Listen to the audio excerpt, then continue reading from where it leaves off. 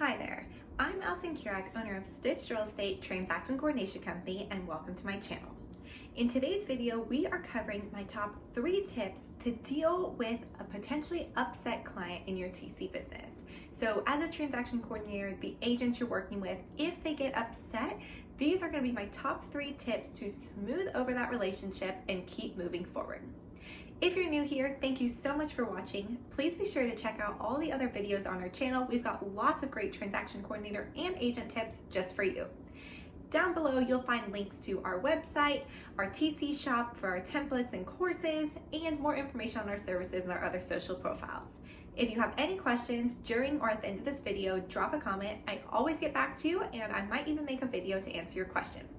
And if you're enjoying the content, please be sure to like this video and subscribe to our channel so you don't miss out on anything else.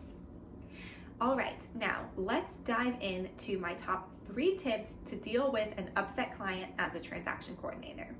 Now, it's important to note that upset clients I've found in my years of doing this are almost always stemming from an issue of miscommunication. It typically is a miscommunication between the agent and TC, and so sometimes this may especially happen when you first start working together and you're still getting a feel for each other's communication styles. Because of this, my first tip is always to pick up the phone and call if a client is upset.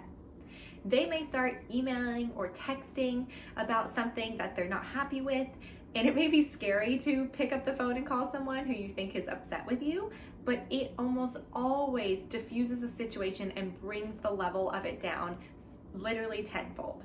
So if you start texting or emailing with someone about any type of potential conflict or issue, it is so hard to make sure you are correctly deciphering their tone and their meaning over text and email. And as I mentioned, a lot of times issues in this business stem from miscommunication. And by keeping communication over text or email, we are increasing the chances of miscommunication further. So my first tip is going to be to pick up the phone. As soon as I pick up the phone, I feel like the anger level of the client has severely decreased. They remember who you are, you have a relationship, your rapport is there, and then you can focus on the next 2 tips together. Also, as a secondary, if you're scared to call, people are typically much nicer over the phone than sending a bunch of angry or aggressive text or emails. So it makes it so much easier to talk through when both parties are calmer. Also, leading into tip number 2, which is to take accountability for any action you may have had in the issue with the client. By picking up the phone, it shows that you are serious about resolving the issue. You're not hiding behind text or email. You want to get right in front of them and nip this in the bud, and you're taking accountability for any part of it you may have had, and also then going to tip number 3 and focusing on the future. So tip number 1, if you have an upset client, do not engage over text or email. Pick up that phone and resolve the issue right then and there. All right, and the second tip, as I just mentioned, is to take accountability and also apologize. So if there's any fault of yours in the conflict or issue with the client and why they're upset, we want to make sure one of the first things we're doing on that phone call is taking accountability. So you could say, I apologize that happened, and owning up to your portion of the mistake or error. However, even if you are not at fault, if the agent was technically at fault, your client, we still want to take accountability for anything we could have done differently, right? In conflict situations, there's almost always 2 sides where each party could have done something a little differently. Maybe the agent didn't text you like they said they were going to, but you could also have followed up. So even if you technically were not in the wrong, taking accountability for any action that you could have done differently will help us move forward into tip number 3 and onward. So pick up the phone and be sure to take accountability not only if you were at technical fault, but also for anything you could have done to make the situation better or avoid the situation at all. And the last tip, tip number 3, is to take that accountability, but be prepared with solutions. Focus on keeping it positive and moving forward. So we want this phone call to be about taking accountability, but then immediately presenting solutions for the future so this doesn't happen again. We do not want to blame either party. We don't want to harp on the problem regardless of who was at fault. We also do not want to be negative or defensive, even if we did not do anything wrong in our mind and in our opinion. If the client is upset, then there was some type of miscommunication there that we want to address and make sure doesn't happen again.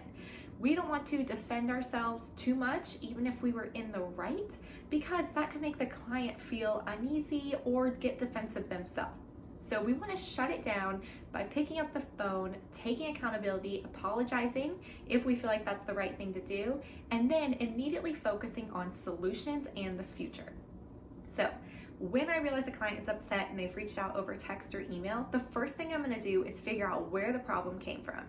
Then I'm going to think about what I could have done differently, and then I'm going to immediately start thinking about what could be done different in the future. When a client is upset and you engage them over the phone, not only are they more willing to hear you out, but then you can immediately say, you know what, I see why XYZ happened. I apologize. Take accountability for your part in it. And then say, moving forward, I had XYZ suggestion.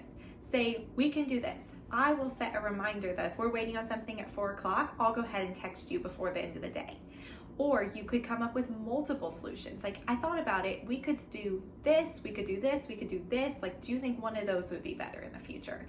So there's so many different ways, especially with communication issues, that you can solve it. As I just mentioned, an example of this, maybe they were waiting on something, we got close to a deadline, you didn't hear from them, so you just let it go.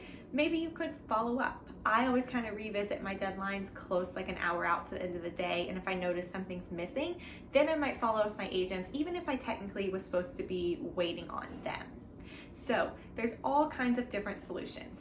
I've also mentioned before, I had a client that really wanted a deadline reminder and I forgot to send it and let them know about it. And so since then I've implemented my 3 ways to check deadlines every single morning. So also remember that any conflict with a client is always a learning opportunity. There are so many mistakes I made early on in my business that I still utilize the practices that I put in place after that, those solutions that I offered to the agent. I still utilize those in my business today. So remember, it's probably not as big of a deal as you think it is. Pick up that phone, have a conversation where you are accountable, and keep it positive and focus on offering solutions and moving forward. Then you can implement those solutions with all of your clients to help make any of those mistakes not happen again. Upset clients are just a part of being a service provider. Don't let it get you down. Use it as an opportunity to practice those conflict resolution skills and also to implement solutions in your TC business for the future so you can always make it better and smoother for the clients. I hope you found these 3 tips helpful. I hope you don't have any upset clients, but if you do, use these 3 tips to help resolve the issue. Any questions, drop us a comment and be sure to head to our channel to check out our other videos. I hope you have a great rest of your day.